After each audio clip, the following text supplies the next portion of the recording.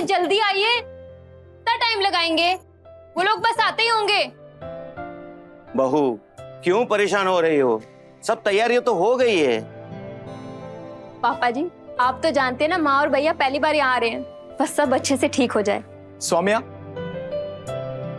सौम्या, इतना एक्साइटमेंट तुमने कभी मेरे आने पर भी नहीं दिखाया था जितना आज दिखा रही हो। टेंशन मत लो, सब ठीक हो जाएगा।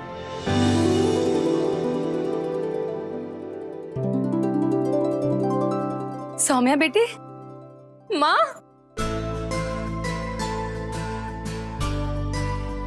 मेरे बच्चे।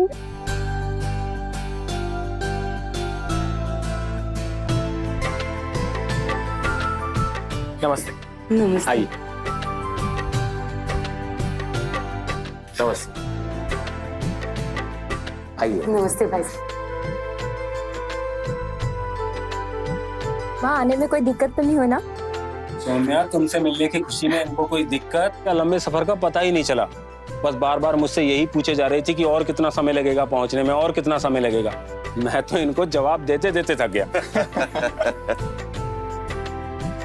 समदन जी, वैसे आपने बहुत अच्छा किया जो कुछ दिनों के लिए आप यहाँ आ गई। हमारी बहू का मन लग जाएगा। अरे कैसे ना आती, अपनी बच्ची को देखे 1 साल हो गए पूरे। और वैसे भी जब इन्होंने कहा कि ऑफिस के काम से इन्हें कानपुर जाना कुछ दिनों के लिए, तो हम दोनों ने डिसाइड कर लिया कि हम सौम्या से मिलने आएंगे। सैर की सैर और अपनों से मिलना भी हो जाएगा।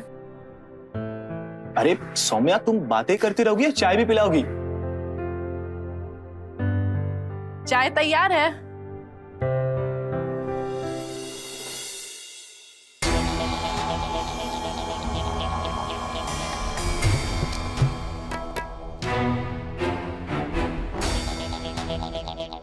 लीजिए आंटी जी, चाय पीजिए। चाय। पापा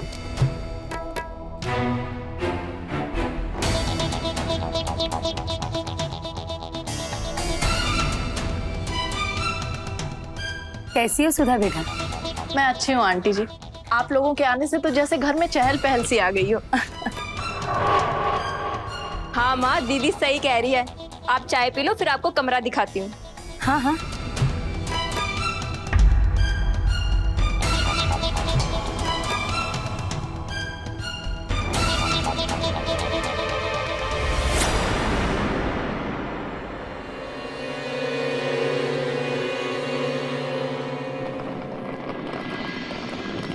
लीजिए माँ, ये रहा आपका कमरा।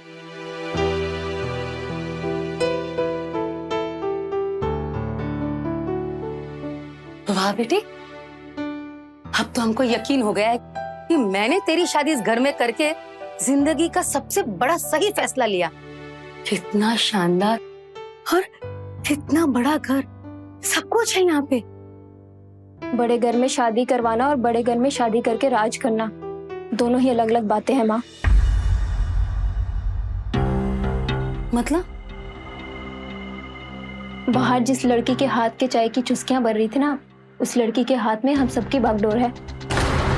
ऐसे कैसे?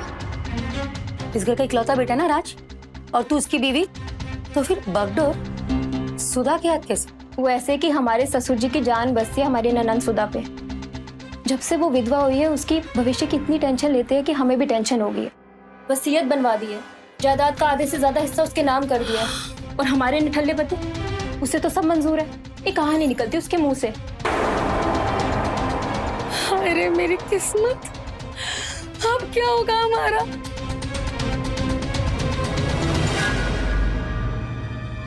अरे माँ, ये सर पकड़ के क्यों बैठी हो? क्या हुआ? सब ठीक तो है ना? इसीलिए कि हम जिस मकसद से आए थे ना, जायदाद को लेने के लिए, वो सारा चकनाचूर हो गया। सुधा के रहमो करम पर जीने की नौबत आ गई है भैया। भूल जाइए कि आपको बिजनेस स्टार्ट करने के लिए कुछ मिलेगा। अरे ऐसे कैसे नहीं मिलेगा? सौम्या बहन, इस घर में तुम्हारी शादी करने का मकसद ही ये जायदाद थी। अब तुम इसे ऐसे कैसे अपने हाथों से इतनी आसानी से जाने दे सकती हो? तो क्या करें भैया, हम अपने पति को समझा समझा के थक गए, पर वो ठहरे पिता भक्त। जो है सब ठीक है, बस यही कहते हैं। बेवकूफ इंसान, पता नहीं कैसे शादी कर लेते हैं। बस करो अब, कुछ तो सोचना पड़ेगा। इतनी सारी जायदाद को इतनी आसानी से तो हम अपने हाथ से जाने नहीं देंगे। सोचिए ना माँ, ऐसा क्या करे कि मैं इस घर की मालकिन बन जाऊं। इस घर की मालकिन तो तू ही बनेगी।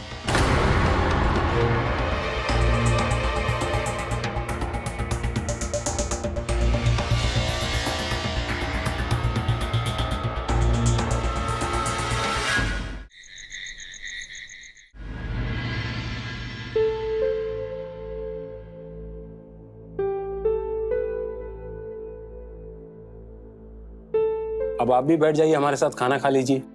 आइए।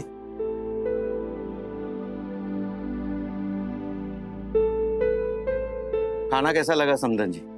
बहुत बढ़िया खाना तो। ये सब हमारी बेटी सुधा के हाथ का कमाल है। सही कहा पापा आपने, मेरी बहन के हाथ में जादू है। मैंने तो सौम्या से ना जाने कितनी बार कहा कि मेरी बहन से कुछ रेसिपी सीख ले, और ना जाने वो दिन कब आएगा। क्यों सीखे सौम्या? क्या जरूरत है उसे सीखने की? मैं हूं ना, मैं ही तुझे हमेशा बना के खिलाती रहूंगी, चिंता मत कर।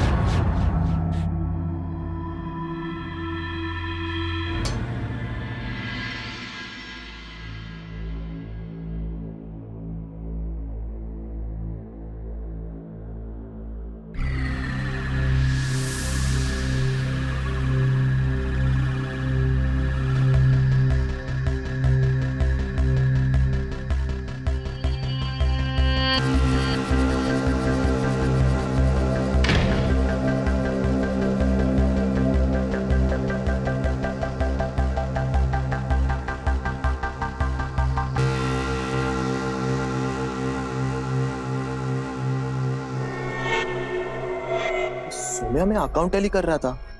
सारा दिन काम करोगे तो अपनी बीवी को खुश कब करोगे?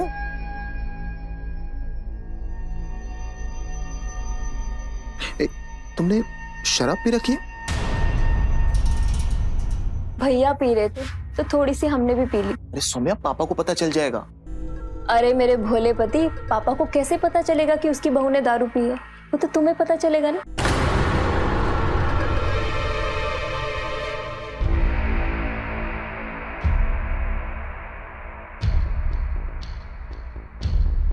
मूड ना खराब करो, बीवी हो तुम्हारी, शर्माओ मत।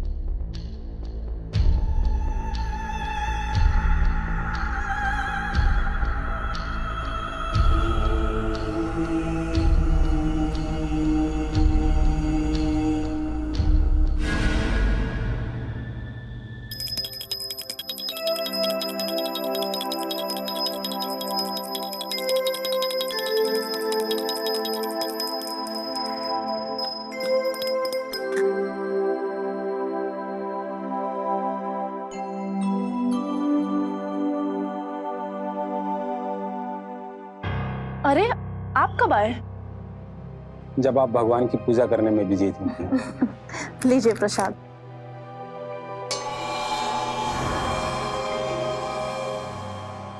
आप बैठिए ना, मैं चाय लेकर आती हूँ। जी। आज अपने हाथों से प्रसाद दिया है, कल ये पूरी प्रॉपर्टी भी दोगी तुम मुझे, मेरी होने वाली पत्नी।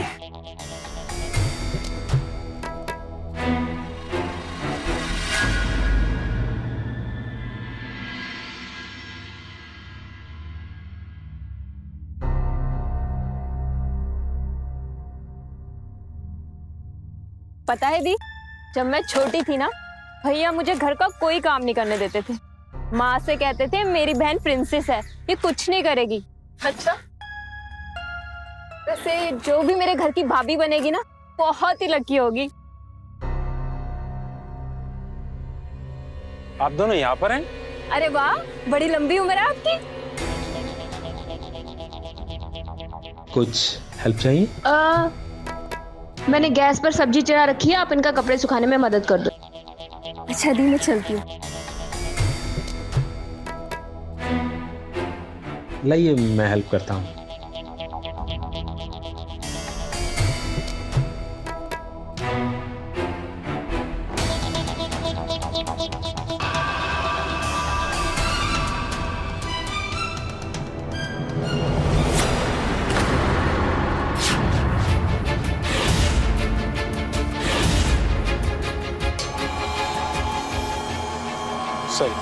लीजिए, हो गया।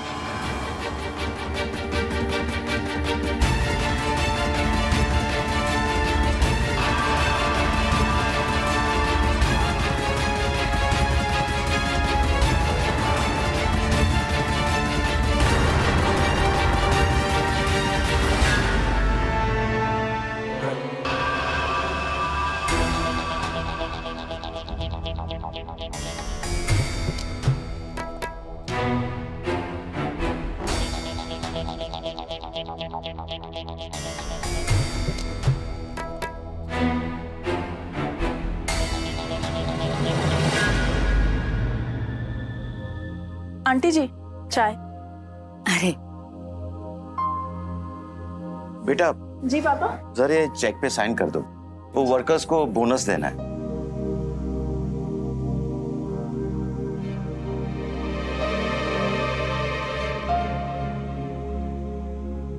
अरे वाह भाई साहब, ये तो आपने बहुत ही अच्छा काम किया। जो इतनी बड़ी जिम्मेदारी का काम आपने सुधा को दे रखा है। अरे आंटी जी, मेरा काम तो बस चेक पे साइन करना है, बाकी चीजें तो राज ही संभालता है। अरे पूछते भी तो लोग उसी को हैं जो साइन करता है। बेटा तुम अंदर जाके अपना काम करो। जी पापा।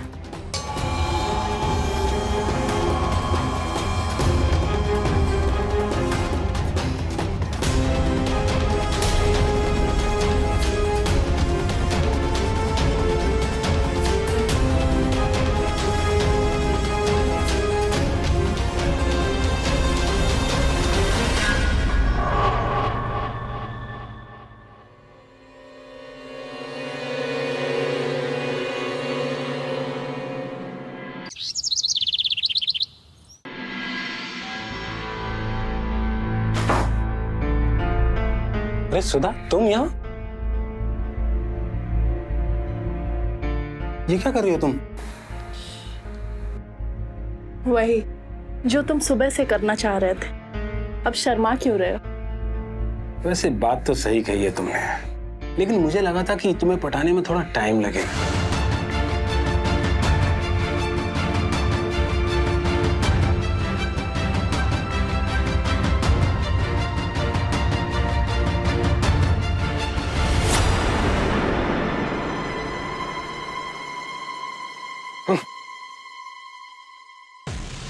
तो सपना था,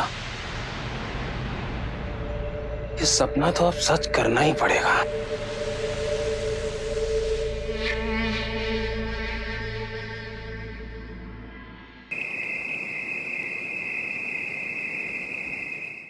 क्या बात है, आज बहुत खुश लग रही हो। हाँ, बरसों पुराना ख्वाब जो पूरा होने जा रहा है। ख्वाब? मैं समझा नहीं। जाने दो, तुम समझोगे भी नहीं।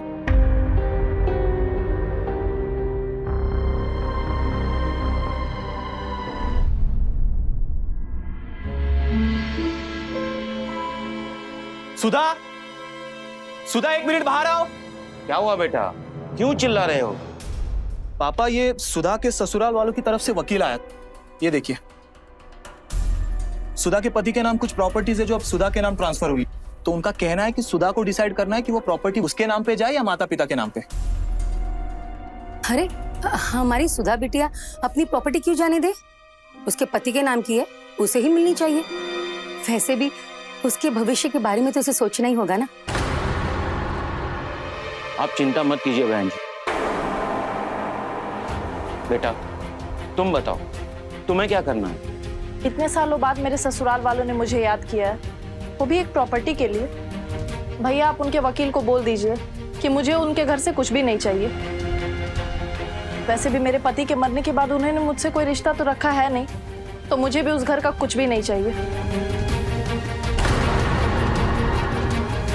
अरे सुधा बिटिया, अच्छे से फैसला लो। फैसला हो चुका है आंटी जी, आप मेरी फिक्र ना करें, मैं यहाँ खुश हूँ।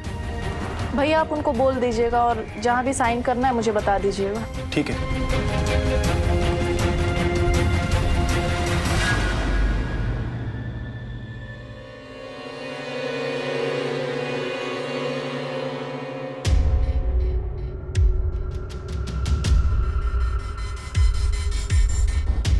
ये अमीरों को और अमीर बनने में इतनी दिक्कत क्या होती है? अच्छी खासी और प्रॉपर्टी मिल रही थी, पर नहीं चाहिए इनको। अरे दिमाग नहीं, भूसा भरा है इन सब में।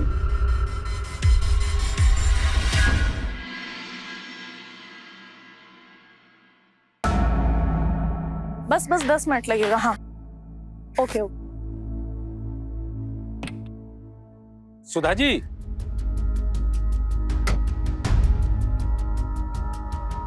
आप कहीं बाहर जा रही हैं तो चलिए मैं भी साथ चलता हूँ। वो क्या है कि इसी बहाने आपके साथ कानपुर शहर भी घूम लूंगा। वो क्या है ना कि मेरी आज डॉक्टर के साथ अपॉइंटमेंट है और मैं ऑलरेडी बहुत लेट हो चुकी हूँ और वहाँ वक्त भी बहुत ज्यादा लग जाएगा। आप एक काम करिए ना, हमारा ड्राइवर और एक गाड़ी पीछे गैराज में है, आप कहें तो ड्राइवर को बोल दूं आपको शहर घुमाने। नो इट्स ओके, आप जाइए, मैं सौम्या के साथ चला जाऊंगा। ओके। क्या जी, ये तो एक पैसे का भी भाव नहीं देती यार।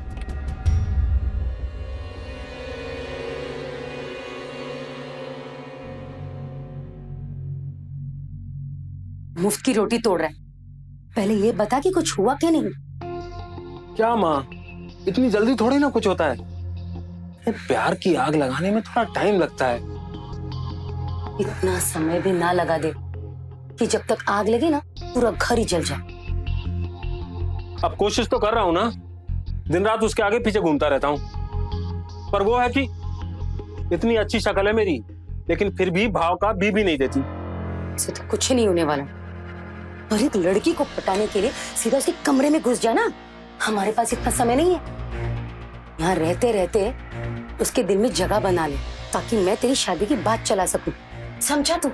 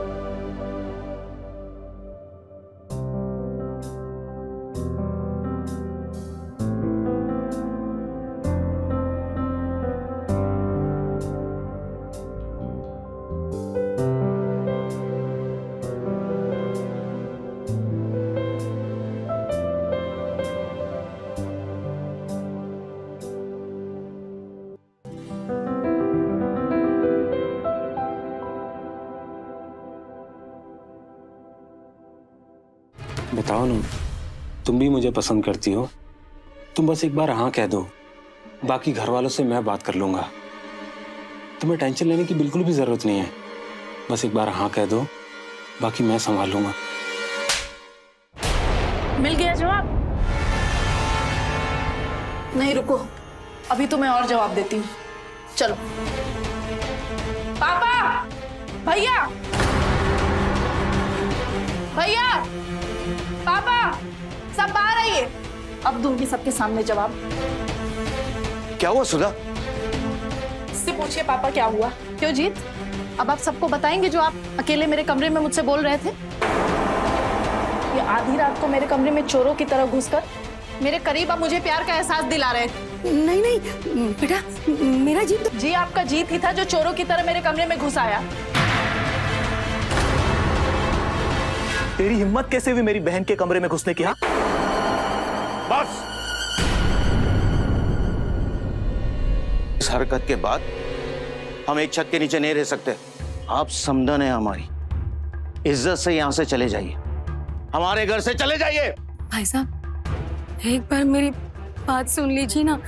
मैं जानती हूँ मेरी जीत की बहुत बड़ी गलती है, और अब देखिए ना उसने सब क्यों किया है, क्योंकि वो आपके बेटी सुधा से बहुत प्यार करता है। हाँ जीत, करता है ना। और आपने देखा ना, हाँ जो कुछ भी हुआ उसमें हम दोनों परिवार की कितनी बदनामी हो सकती है। इसलिए अच्छा यही होगा कि हम इन दोनों की शादी कर देते।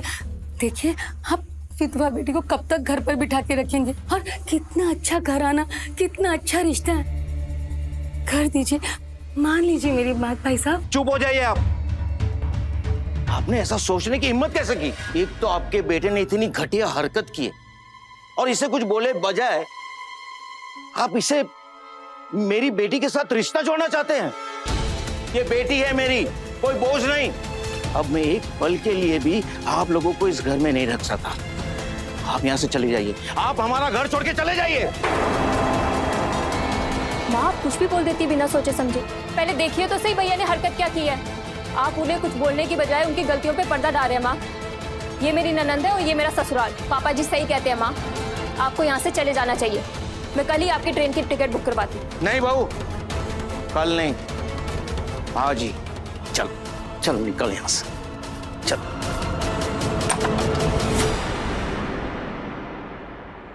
समझ जी आप, अच्छा हुआ आप आ गए। आप अपने परिवार को यहां से लेके चले जाइए। क्या हुआ? मतलब कुछ हुआ है क्या यहाँ पर?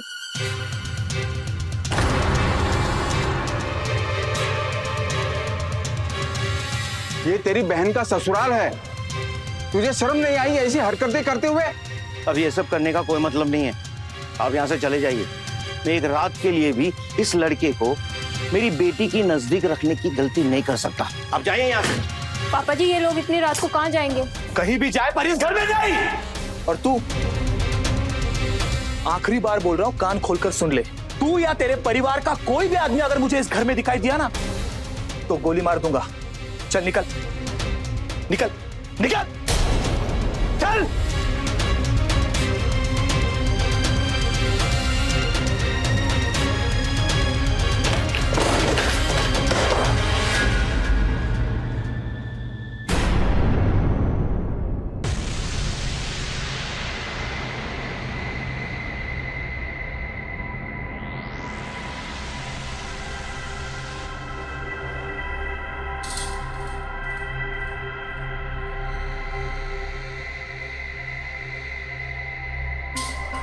भाई लखनऊ तक जाना है, गाड़ी का पेट्रोल का खर्चा सब मैं उठा लूंगा।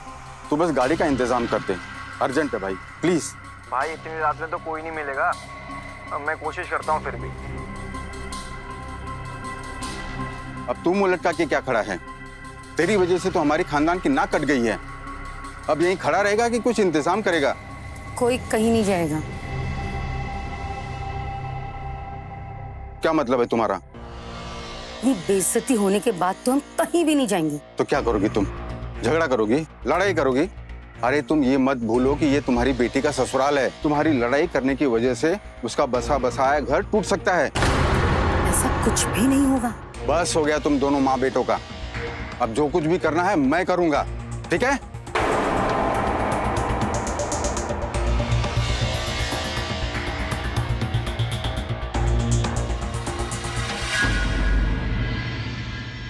भला इस तरह से कोई किसी को घर से बाहर निकालता है क्या? आखिर माँ बाप है मेरे। तो ये उनको समझना चाहिए था ना।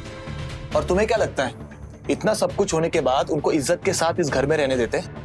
पापा ने जो किया वो सही किया, समझी? देखिए राज, आप ठीक नहीं कर रहे।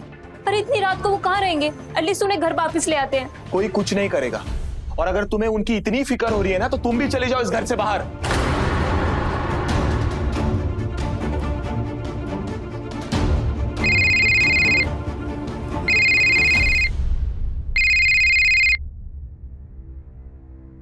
हेलो हेलो पापा, पापा वो राज। क्या हुआ बेटा, तू रो क्यों रही है? राज ने कुछ बोला क्या? उसने मुझे भी घर से जाने को बोला। क्या? जिसका डर था वही हुआ। इस जीत की हरकत ने तेरे घर में आग लगा दी। तू फिक्र मत कर बेटा, मैं कुछ करता हूँ। मैं किशोरी लाल जी से बात करता हूँ। तू चिंता न कर, मैं मेरी बेटी के बने बनाए घर को बिगड़ने नहीं दूंगा, चाहे मुझे कुछ भी करना पड़े।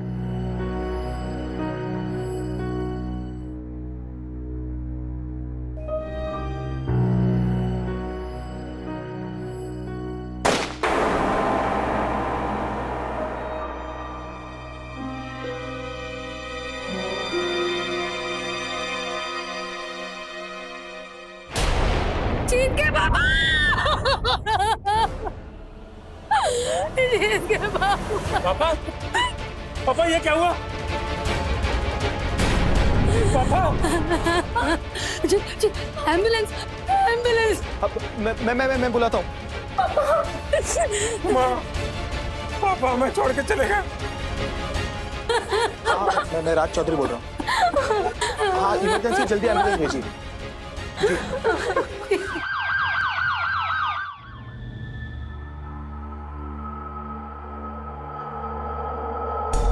बॉडी को पोस्टमार्टम के लिए भेजो और आसपास चेक कर, कुछ मिलता है क्या? Yes sir. कैसे हुआ ये सब? और आप लोग कहाँ थे जब इनको गोली लगी? जी कुछ पता नहीं, हम लोग बाहर थे, अचानक गोली चलने की आवाज आई। हम लोग भागकर अंदर आए तो देखा कि पापा। आप लोगों को किसी पर शक है? मैं जानती हूँ मेरे पति को किसने मारा है। किसने? इस इंसान ने मारा है मेरे पति को। अरे क्या बिगाड़ा इन्होंने आपका? ये तो कोई जानते भी नहीं थे।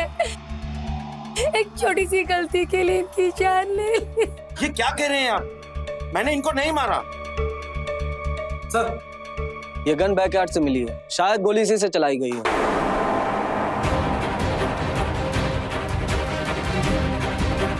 ये गन तो पापा जी की है। हाँ, ये गन मेरी जरूर है, लेकिन मैंने कुछ नहीं किया। इसी ने हमें धमकी दी थी, इसी ने। तू या तेरे परिवार का कोई भी आदमी अगर मुझे इस घर में दिखाई दिया ना तो गोली मार दूंगा। नहीं सर, ये सब कुछ हुआ जरूर था, लेकिन ऐसे किसी को गोली मार देंगे ये हम सब नहीं कर सकते सर। हाँ, तुम लोग क्या कर सकते हो और क्या नहीं ना, वो तो हम लोग अच्छे से समझ गए। सर आपने देखा ना, बंदूक भी मिली, वो भी इन्हीं की है। मेरे पति को इन्हीं लोगों ने मारा है सर। मेरे पति के कातिलों को पकड़ लीजिए और उन्हें कड़ी से कड़ी सजा दीजिए। लेके चलो इन तीनों को, बाकी बातें थाने में होंगी। सर हम सच कह रहे हैं। चलिए आप। अरे सर हमने कुछ नहीं किया सर।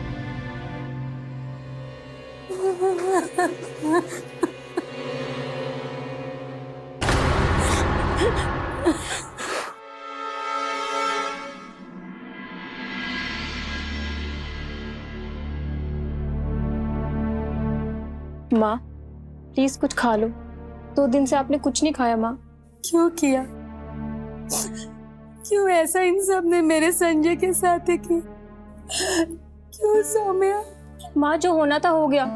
गुस्से में इंसान ना जाने क्या क्या कर देता है। देखना माँ, पापा जी का इंसाफ जरूर मिलेगा। आप प्लीज थोड़ा सा खा लीजिए।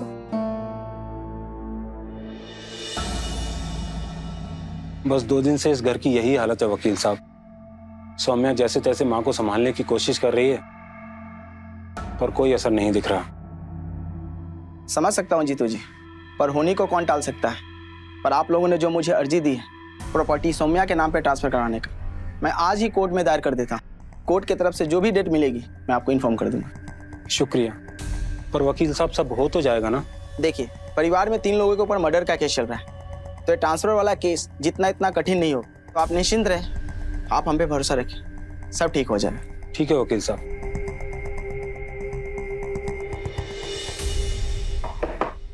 जीत जी, इंस्पेक्टर कबूल किया उन लोगों ने? नहीं, अभी पूछताछ जारी है। आपके पापा की पोस्टमार्टम रिपोर्ट आ जाए और गन की फॉरेंसिक रिपोर्ट आ जाए तो सब कुछ क्लियर हो जाएगा। सर आप मेरे पापा के कातिलों को छोड़िएगा नहीं। उन लोगों ने हमसे हमारा सब कुछ छीन लिया। देखिए आप फिक्र मत कीजिए, बहुत जल्द सब कुछ पता चल जाएगा। फिलहाल हम चलते हैं।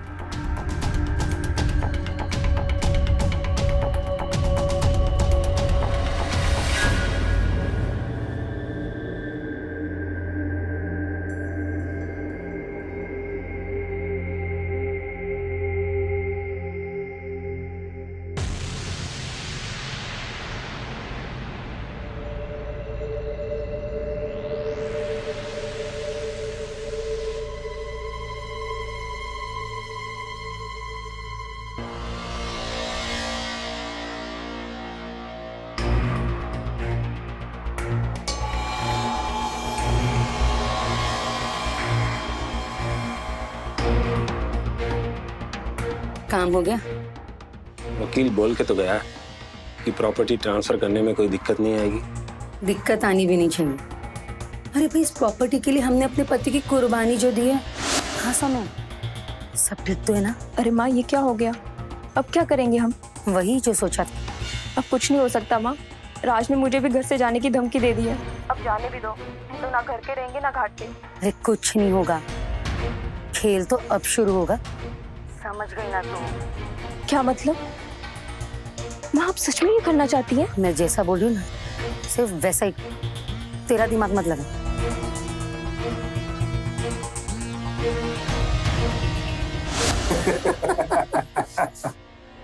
सच में माँ, मानना पड़ेगा तुम्हें, आप पासा फेंका था।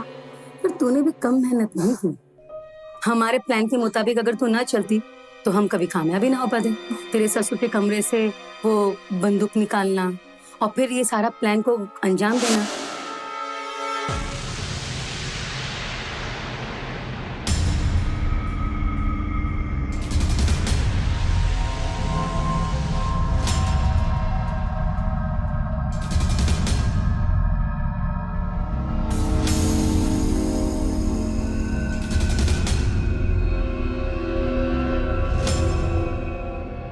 आइए पापा जी। बेटा, तुम्हारे ससुर कहाँ पर हैं? मुझे उनसे कुछ बात करनी है। पापा आप यहीं रहो, मैं उन्हें लेकर आती हूँ। ठीक।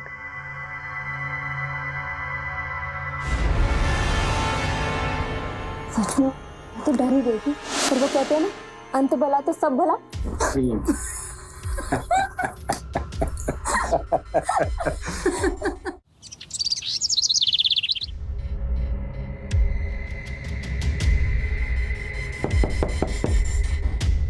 अरे इंस्पेक्टर साहब, आइए आइए।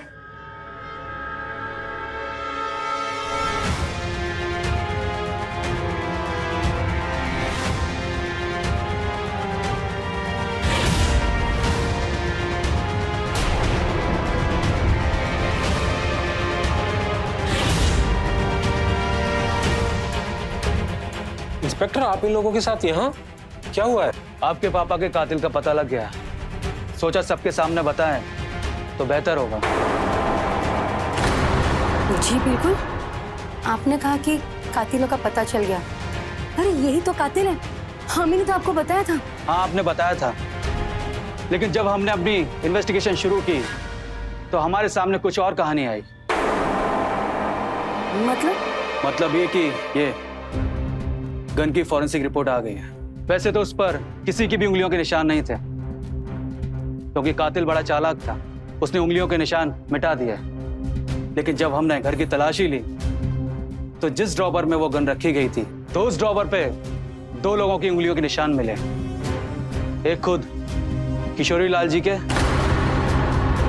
और दूसरे जीत तुम्हारे।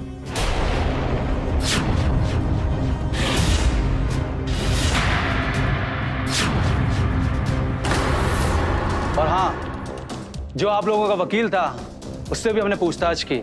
उसने बताया कि तुम लोग प्रॉपर्टी ट्रांसफर करने के लिए अर्जी डालने वाले थे। नहीं सर, मैंने तो सिर्फ अपनी बच्ची की भविष्य के लिए किया था, और कोई बात नहीं। चुप करिए आप लोग। और कितना गिरेंगे आप लोग प्रॉपर्टी के लिए? ये सब क्या है इंस्पेक्टर साहब? आप इन्हें छोड़ हमें मुजरिम साबित करने की कोशिश कर रहे हैं। हम कुछ भी साबित नहीं कर रहे हैं, बल्कि असली मुजरिम आप लोग ही हैं। ये क्या बकवास है? क्या सबूत है आपके पास कि हम लोग मुजरिम हैं? सबूत चाहिए तुझे? दिखाता हूं, ये देख। अरे भाई, प्रॉपर्टी के लिए हमने अपने पति की कुर्बानी जो दी है।